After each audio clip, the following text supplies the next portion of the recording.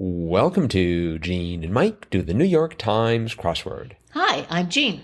And I'm Mike. And today we are doing the crossword for Thursday, May 30th, 2024. So, on this penultimate day of May, did you do the crossword?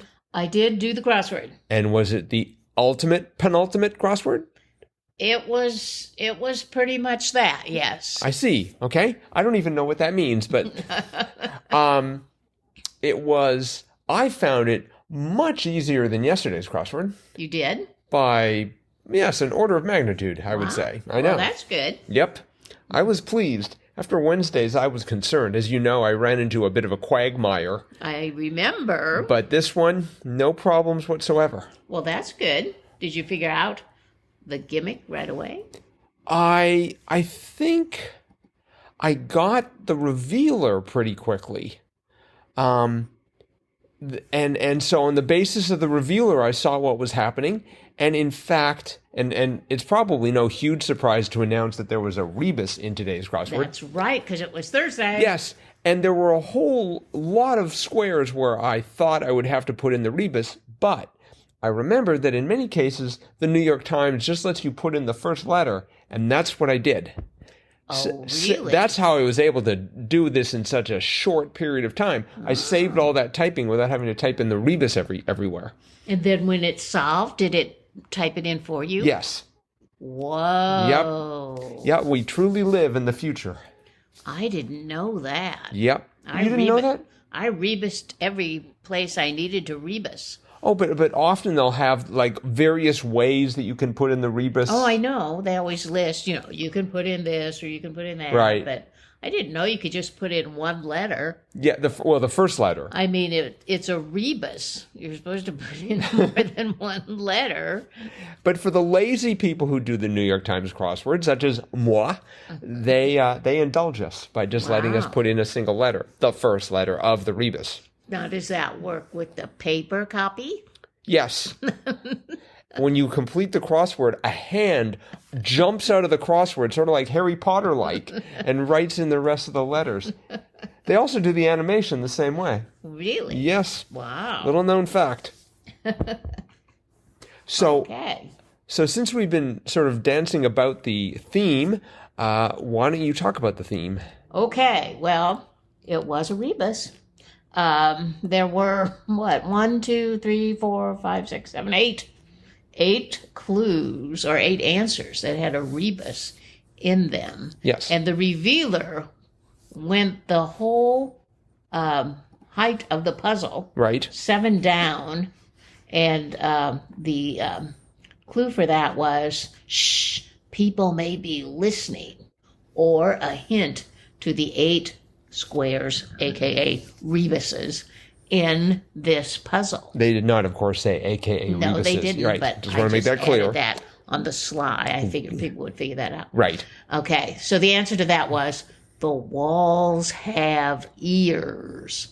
And in this puzzle, that was the case, because along the left-hand side and the right-hand side, there were 4 squares on each side where you had to put EAR in the square. That was the rebus. Right. So even though there were 8 squares with rebuses, it was all the same rebus. It was all ear. Yes. No.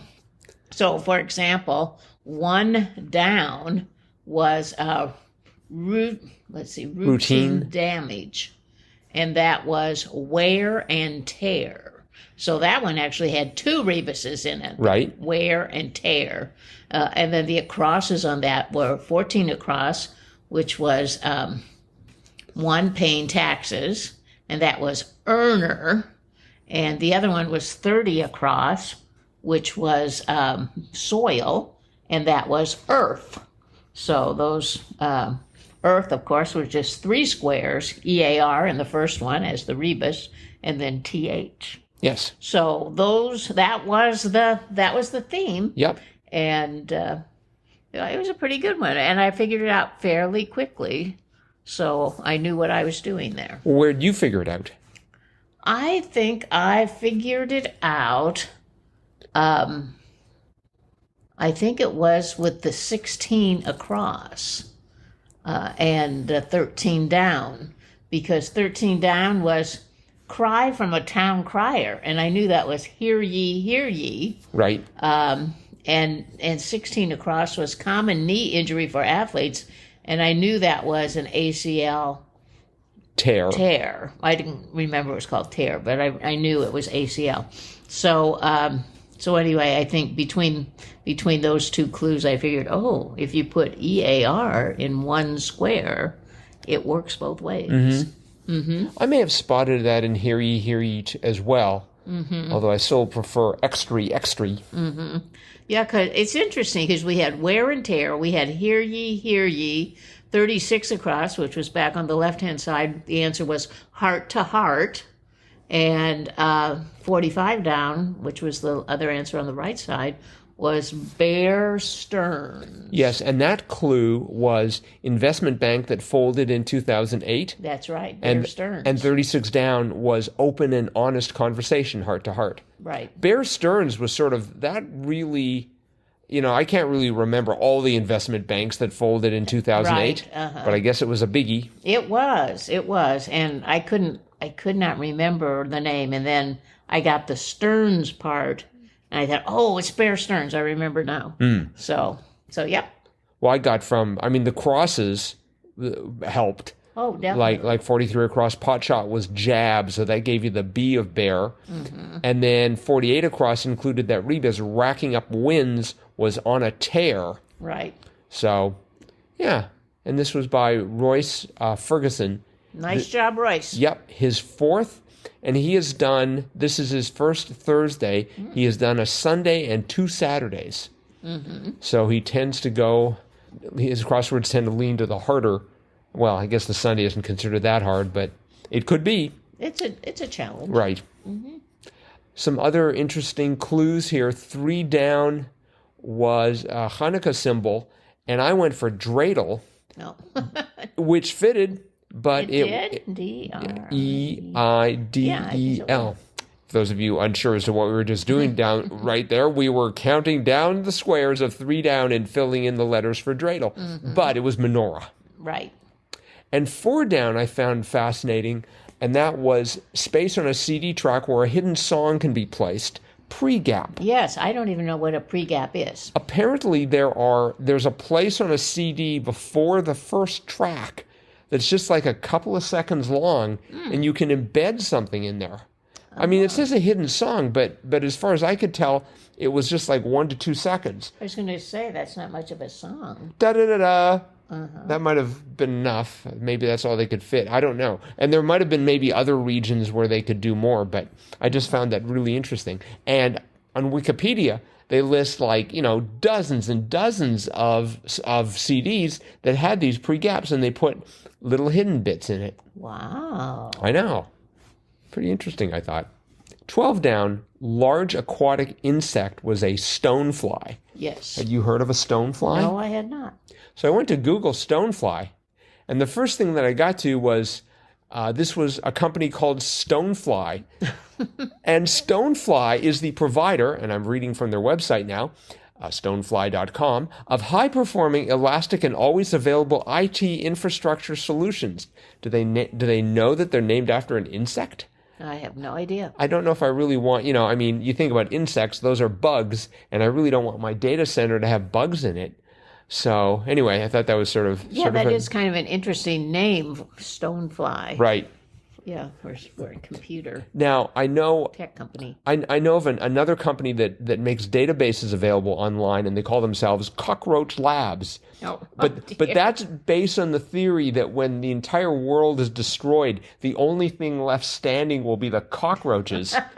Or the only thing left crawling. I guess they really don't stand. But the point is they're almost indestructible. And they're like just like our database. Uh-huh. So at least I could understand the motivation for that name. But not sure about Stonefly. Interesting. They had 18 across was locale for a noted... I'm sorry, let me try that again. Yeah, 18 across, locale for a noted canal. It's hard to say. Yes, Suez. That's right. And 61 across was also locale for a noted canal. Erie. I thought of Erie right away. I didn't think of Suez. So I had to take Erie out and move it down. Right. Yep. But yeah, Suez Canal, I guess that is pretty famous. And then, although, I mean, in the New York Times crossword anyways, you hear about Erie a lot more than you hear about Suez. Definitely. And then it was funny that 8 down, one way to prepare crepes was Suzette. So we had Suez and Suzette. That's right. I don't know they what... crossed at the Z. I don't know what Suzette is. Crepe Suzette.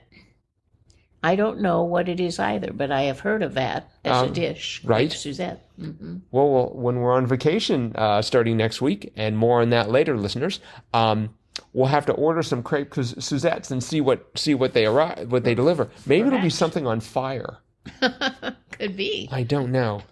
Speaking of on fire, 24 across, when doubled, band that performed the James Bond theme, A View to a Kill, and it was Duran. Duran. And it was Duran. And I watched a video of them performing A View to a Kill live, and they had these screens where they had like fire, but it was on the screens. Oh, because you have these bands that have these pyrotechnics going, and I thought Duran was a lot smarter the way they were doing it. The insurance company was probably very grateful. Just like, put up video of flames rather than actual flames. Right. Yes, but no, I did remember that. Let's see. 19 across, Odd Duck maybe was a decoy. Right. Yeah, that was funny. And 25 across, Swabby's chum was matey. Matey, yes. That was sort of a bit odd, I thought. Well, it's sort of, I think those terms are kind of interchangeable. So like a swabby is someone on the deck. Sailor. Okay. And so is a matey. See, I was thinking about chum as being some sort of like bait that you use with fish. So it seems funny to call him your nautical friend a chum. Yeah, that's true. Sounds like an insult. 33 down. Distinguished students are fellows. Yes. I mean, I've heard fellows like, but like a fellow more for faculty than students. Yeah. Yeah, like you could be a fellow, a distinguished fellow or something. Yes. Right. I didn't realize they could be students. But where I ended up was 47 across, blank at 5, Count Basie tune. And so first I had the VE, four letters, blank, blank, VE. Like that, love at 5. Love at 5? So anyway, I figured out, that didn't work because 42 down was walks in the park, and that was cinches, like you cinch something. So you're saying you had IVE? No, I had LOVE, love at 5. But then you changed it. So then I thought, it's live at 5. So, and that looked right. And so, I couldn't get it to solve. And I'm like, oh, shoot, what's wrong here? So I never even looked at 47 down, but it was all blank. Oh, blank, Menu phrase. And of course, that was all just. Oh, jus. So then I put the J in and it's solved. Yes. That was my only mistake. I just, somehow jive at 5 sounded just perfect. Well, it sounds great. Yes. And so does live at 5. Live. Although that sounds like a news broadcast. Exactly. Live at 5. And dead at 7. Or something like that. 43 down I found surprising. Plaintiff in a landmark 1973 case was Jane Roe. Yes. I know John Doe, and so I put down Jane Doe. No, the landmark case was Roe versus Wade, so, Oh. So it was Jane Got it. Roe. All right. Well, that explains why 59 across unpaid debt was arrear rather than a drear. Yes. Okay. Makes a lot more sense. Yes. And then 46 across, I think we have to address this. Baskin-Robbins competitor, TCBY. Oh, yes. I wanted to talk about that. Why is there not a TCBY in northeast Wisconsin? I don't know. Attention. I don't know where they are. Are they anywhere? Well, they must. I've never. They're in the crossword, 46 anymore. across. Whenever we travel, I never see them. I don't know. I think it's a tragedy of the first order. Maybe some of our listeners live near a TCBY, but I really think FEMA should get in on this and start giving large amounts of money to people to start up a TCBY. because I sure haven't seen any lately. Nah, me neither.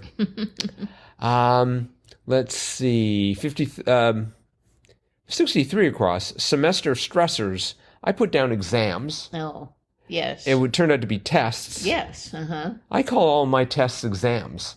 I don't give tests. I give exams. Oh, I give quizzes. Okay. Or I used to when I was taught. I give quizzes and exams. Well, I give quizzes and I gave quizzes, exams, but never tests.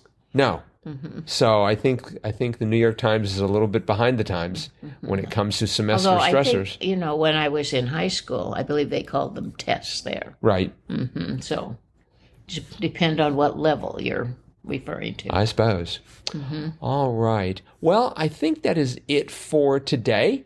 So listeners, starting next week, we're going to be taking a brief sabbatical. Yep. And for about 2 weeks. That's right. And so we can go and explore the world. And consequently, starting Monday, we'll be off for 2 weeks. That's right.